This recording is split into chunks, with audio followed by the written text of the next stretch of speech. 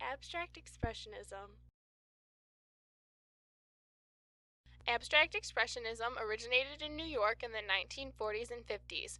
It is defined by its emphasis on emotional or spontaneous content not based in reality.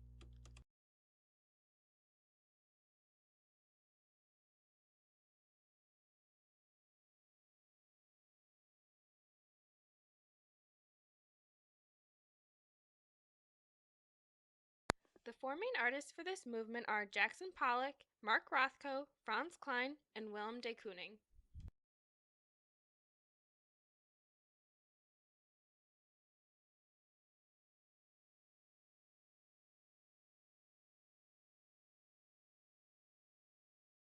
Jackson Pollock was one of the most influential artists of this era. His most prominent medium was painting on a canvas. He preferred to have his canvas laying on the ground so he could walk all around it and see all the angles of the piece.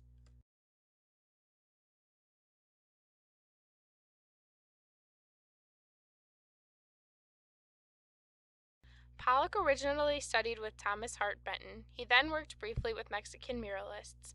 Later, he confronted methods of surrealists. He then immersed himself in a study of myth. Pollock did not like painting with only his hand and his wrist. He moved away from this and started using his whole body. Furthermore, the drip technique added new dimensions to his work. The traditional techniques of using normal styles, such as using a brush and easel, weren't exciting enough for Pollock. He preferred to use objects he found. He most often used the handle of his painting brush. I enjoy working on a large canvas. I feel more at home, more at ease in a big area. Having the canvas on the floor, I feel nearer, more a part of the painting. This way I can walk around it, work from all four sides, and be in the painting, similar to the Indian fan painters of the West. Sometimes I use a brush, but often prefer using a stick. Sometimes I pour the paint straight out of the can. I like to use a dripping, fluid paint. I also use sand, broken glass, pebbles, string, nails, or other foreign matter. The method of painting is the natural growth out of a need. I want to express my feelings rather than illustrate them. Technique is just a means of arriving at a statement. When I am painting, I have a general notion as to what I am about. I can control the flow of the paint. There is no accident, just as there is no beginning and no end. Sometimes I lose the painting, but I have no fear of changes, of destroying the image. Because a painting has a life of its own, I try to let it live. Pollock said that his paintings had no center. It was also said that he was unaware of what he was painting while he was working.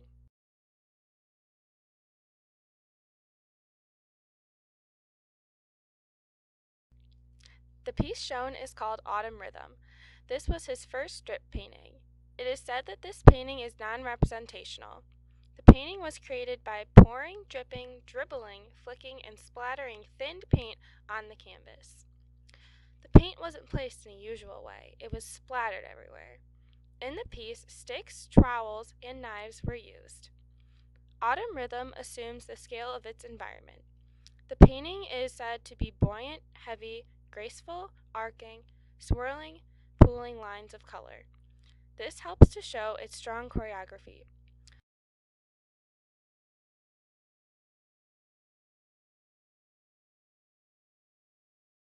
Convergence is one of Pollock's most famous paintings. It is a collage of colors splattered on canvas that was created to make shapes and lines that evoke emotions from the viewers. Pollock's style of painting is best showed in Convergence by his use of colors, lines, textures, lights, and contrasting shapes, which helped innovate the development of history of painting. In the 1950s, the U.S. took painting as a serious threat of communism. Convergence had the embodiment of free speech and the freedom of expression. Even though Pollock's abstract work was hard to decipher, his rebellious nature and expressions of freedom were very evident.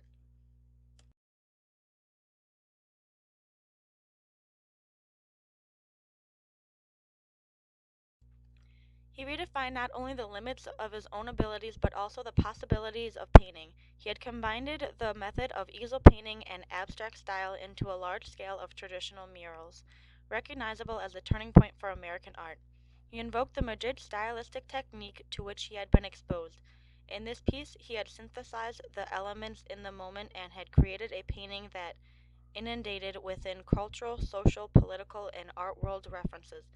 Pollock harnessed all of the elements as he experienced them in a frenzied coming togetherness, acting, reacting within his own painting performance.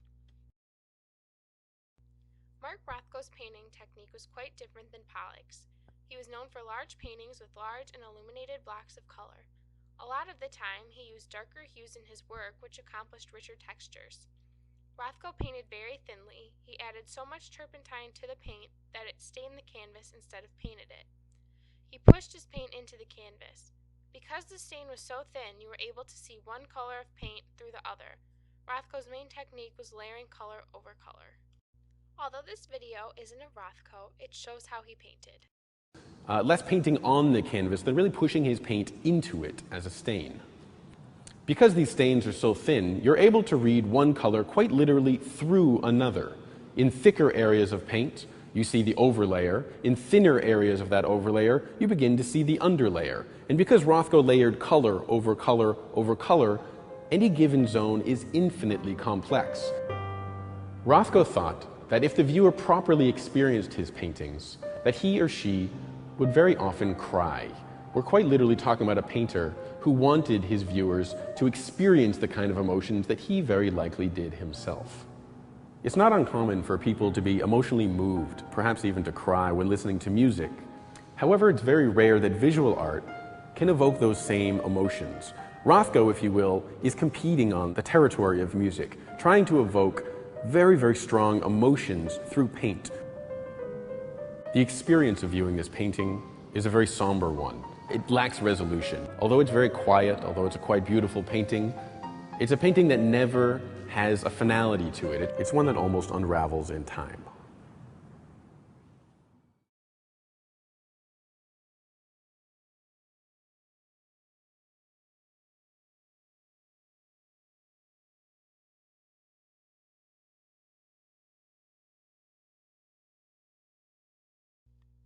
Originally depicting scenes of urban life, he later turned to themes of death and survival. He was influenced by concepts such as ancient myths and religion. He was later influenced by surrealists such as Max Ernst and Joan Miro. Rothko believed that when his art was experienced by the viewer that they would cry. He wanted his viewer to feel the same emotion that he felt. He constantly tried to evoke emotions through paint, even though it was a much more difficult task than evoking emotion from music or a play. He once said, "The people who weep before my pictures are having the same religious experience I had when I paint."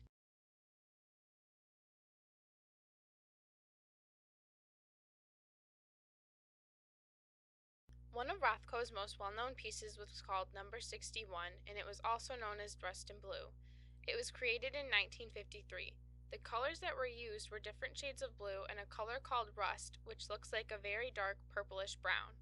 It appears that Rothko started by painting his whole canvas a middle tone blue. He then painted 3 rectangles, 2 of the 2 separate shades of blue, and 1 a rust color.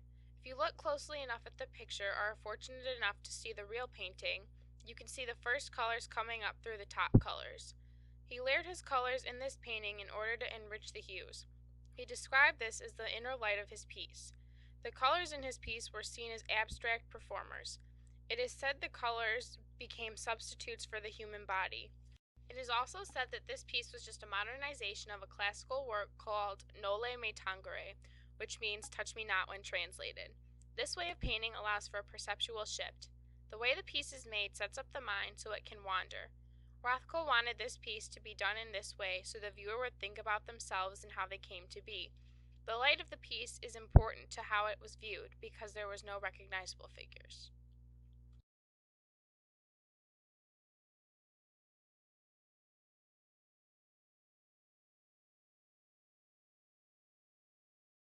Another one of Rothko's pieces is called Orange, Red, Yellow. It was created in 1961. Like the title says, the colors used are red, orange, and yellow. The first color used as the base on the canvas is a tone of red. There is one large orange square, a thin rectangle using the same color orange, and a very thin rectangle with yellow paint in the center and a darker red on the edges. The way the rectangles are positioned give the illusion that the rectangles are hovering over the surface. The colors used in the painting gently tint the other colors around it. For example, the red-orange block tints the yellow and makes it look a little green. The two empty spaces represent the void in the painter's life that he is trying to fill, but cannot find what to fill it with. Rothko paints this to leave those who live after him with a way to think. He wants them to fill the void with thought and imagination. He wanted his works to make people think, and he wanted them to have a greater appreciation for his work. He wanted them to see past the colors and to find the deeper meaning. Orange, Red, Yellow was said to be the greatest work of Rothko's career. The next artist was Franz Kline. He began his career as a figurative painter, but in the late 1940s he used a projector to enlarge one of his drawings of furniture onto a wall.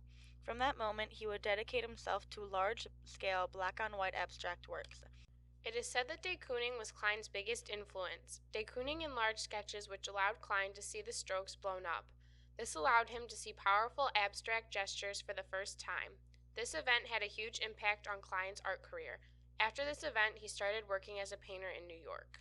He was most famous for his black and white abstractions that reflect a view of New York cityscape. His works were powerful forms of his motifs, and their impressions of velocity were intended to translate onto an experience of structure and presence which the viewer could almost feel. Kline liked to hide hidden messages in his work. He emphasized the non-symbolic character of his work and refused to say the meaning of his paintings so the viewer could feel the effects of the composition unhindered by suggestion. He saw his method less as a means to express himself than as a way to create a physical engagement with the viewer. Much of his work was used to inspire minimalists. The final test of a painting, theirs, mine, or any other, is, does the painter's emotion come across? Kline's choice material was an inexpensive, low-viscosity house paint, which he interpreted his feelings towards concrete objects that he saw.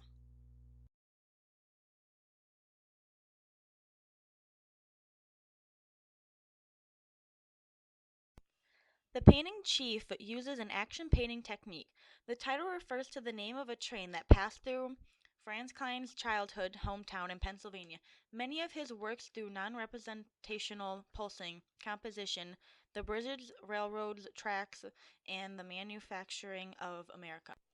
The various shades of black on black on white invoke thoughts of raw speed and power.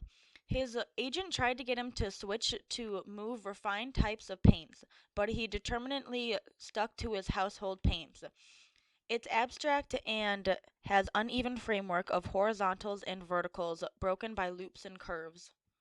The cipher-like quality of Kline's configurations and his use of black and white have provoked comparisons with Japanese calligraphy, but Kline did not see himself as painting black signs and a white ground. I paint the white as well as the black, he said, and the white is just as important. Although this is not Franz Kline, this is a painting technique he liked to use. But it's still one layer more complicated because this is not simply black on white. Because this is actually black on white, but then white back on top of the black back on top of the white again. It's an iterative process, giving and going, if you will, between these two colors. One step further, we're not talking about just one color white, for if we look here, we have kind of a cool, crisp-looking white, and if we look here, we find a much warmer white color. Paintings like this are often referred to as action paintings because we can almost imagine the painter as a kind of dancer whose movements in front of the canvas are recorded in time and space.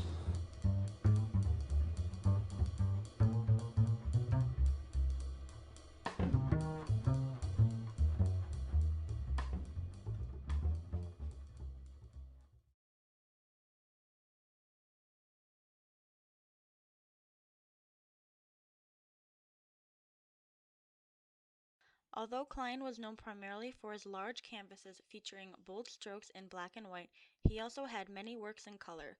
While his color paintings were often small, they asserted a capacity for expansion and implied a greater physical size that is comparable to Klein's large-scale works in black and white. Klein's use of color is expansive, bold, and exuberant. Untitled combines bold strokes of color and black in areas of unpainted ground. He gives equal weight to both black and color as they centered each other for dominance. The rich colors are as strong in their indifference with the black calligraphy as the whites in Klein's black and white composition. Willem de Kooning, born in the Netherlands, and in the 1920s he moved to New York, which is also the birthplace of abstract expressionism. When de Kooning lived in the Netherlands, he had taken some art classes, but in New York he was heavily influenced by John Graham and Arshile Gorky. This then caused him to develop a new technique of painting, just like Pollock, that was against the traditional ways of creating art. De Kooning's new technique was a mix of Cubism, Expressionism, and Surrealism, with high quality. Also, many of de Kooning's pieces ended up looking unfinished. I'm not interested in abstracting or taking things out or reducing painting to design, form, line, and color. I paint this way because I can keep putting more things into it. Drama, anger, pain, love, a figure, a horse, my ideas about space. Through your eyes, it again becomes an emotion or an idea. Some techniques that de Kooning would use is that he tended to add coarse granular minerals to his inexpensive paints to accent their coarseness. Also, before the painting was dry, he would go back over the painting with a dry brush or knife by dragging the tools to make sure the colors have a scuffed appearance. De Kooning was heavily influenced by Art Nouveau. This influenced his early style. He valued Stuart Davis's urban modernism, but Arshile Gorky had the biggest stylistic influence on de Kooning. He was influenced by Gorky's time spent working through Picasso's Cubism and then Muro's Surrealism. After learning this, de Kooning followed a very similar path. At the MoMA in 1936, he was very impressed by an exhibit called Cubism in Abstract Art and another exhibit called Fantastic Art, Dada, and Surrealism. He was also very influenced by a Picasso retrospective which was located at the same museum. This next video is a video about Willem de Kooning talking about his women. I just wanted to make it easy for myself to put something right in the center of the canvas. Like it had two eyes, a nose, a mouth, and arms and feet. I had a lot of mouth cuts out of magazines.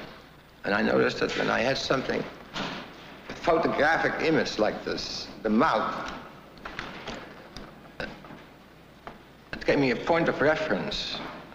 It was something to hold on to. But he just cut it out of a newspaper ad, Be Kind to Your T-Zone, or maybe it was Camel. It was a woman's mouth. And that was the area around which that was sort of the, let's say, it was the eye of the hurricane. I pasted it on, and it gave me, it was a shock. Then I knew where I had to go, more or less. And I also felt everything ought to have a mouth. I mean, I think it was very funny. But I think a mouth is a very funny thing, yes. Because you do everything with it. But your ear, you only hear, your eyes, you don't put some spinach in your eye, for instance. I mean, and the mouth is a very strange thing to me. And then, of course, a woman's mouth is very appealing. It is interesting, though, that I could only do it with a woman. I couldn't do it with a man, like the Japanese. They make those monsters growling, you know what I mean? I guess it's because I'm not a woman. No, I began with the woman because it's like a tradition. It's like the Venus. It's like Olympia, like Manet made that Olympia. If you take a brush and pick up some paints, make somebody's nose out of it, it's kind of absurd, but not doing it is just as absurd.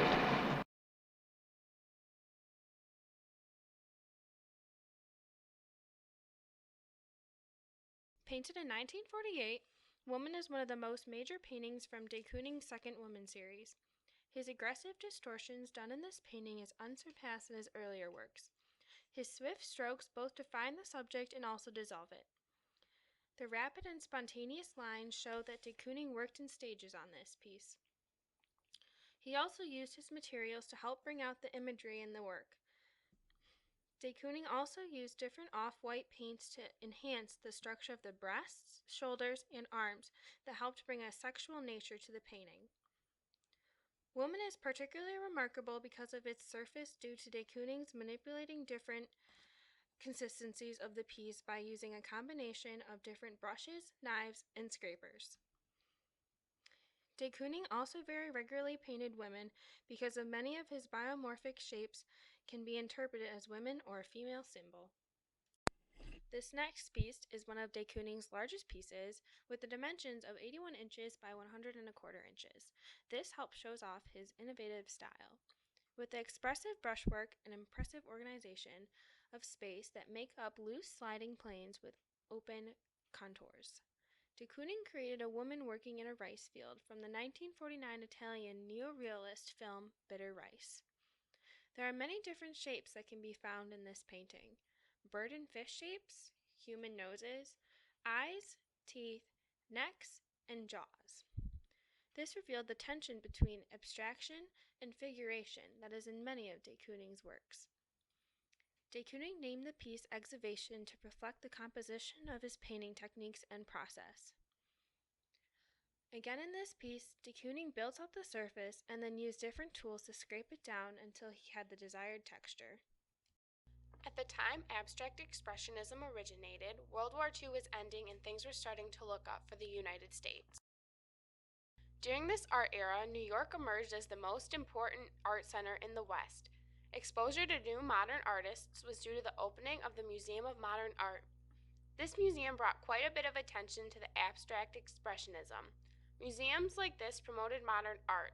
This time was dominated by abstract expressionists. This art movement brought up some very different techniques which had never been used before. Instead of painting and depicting images realistically, a new form was created.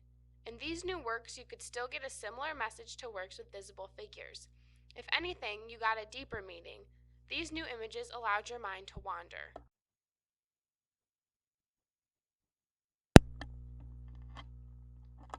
There was a lot more to think about. The pieces allowed your mind to wander and to think about art in a new way. A lot of the time, there was no given center point. You had to find it yourself. These works weren't just colors splashed on canvas in a random pattern. They were well thought out pieces with just as much meaning as any other piece. In this way, art was forever changed. There no longer had to be a depicted image. Art could be colors splashed on canvas in what looked like a random pattern. Women no longer had to be depicted realistically. They could be painted as the artist saw them, and that's what was truly important to the movement. The artists were able to depict the ideas they had in whatever way they wanted. Realistic works were no longer as important.